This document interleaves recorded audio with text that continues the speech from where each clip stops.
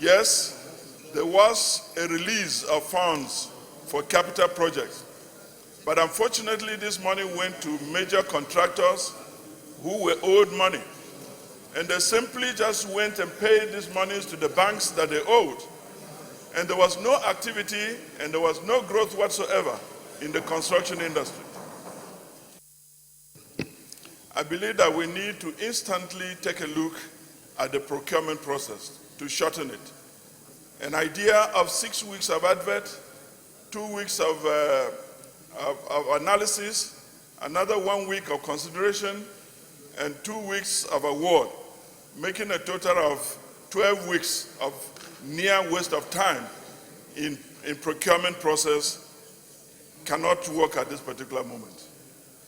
A drastic problem needs drastic solutions, and we need to really look into this matter very urgently, and even if it meant that without giving emergency powers to the president, we still ensure that certain aspects of the procurement law are suspended in order to have contracts awarded much faster and much quicker, so that that particular sector of the economy can become active very quickly. Secondly, Mr. President, we look at the management of foreign exchange. Today, a lot of the releases of currency, foreign currency, is being purchased by those who are not going to use the foreign exchange. Many of them are buying foreign exchange from the central government, from the central bank, simply to put it in their domiciliary account.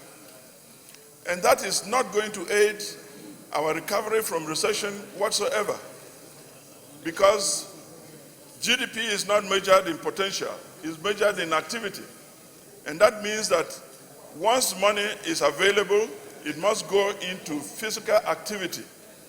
And those who are using their excess naira to buy foreign exchange to keep in their domiciliary account should not be encouraged. I think that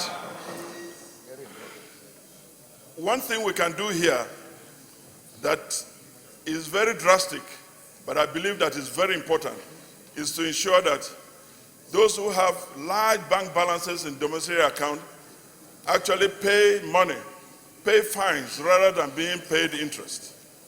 In many countries in the world, nobody is allowed, citizens are not allowed to keep such large sums of money in their domiciliary accounts idle. This is a time we need to release those funds so that they can fund the economy, fund the activity, and bring about growth in the GDP. Lastly, Mr. President, the issue of management of our savings and reserves. You save money so that you can use it on a rainy day. If we have large savings in sovereign welfare fund, we have large savings in pension funds, this is the time to release those funds and put them to activity. We cannot come out of recession if bank balances are huge. And as I have said, by my layman's understanding of economic growth, you cannot propel it by leaving large bank balances in accounts.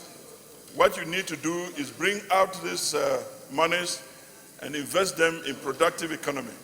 Invest them in real estate, invest them in agriculture, invest them in mining, and these are the sectors where if we begin to see growth in these areas, we can come out of recession as quickly as possible.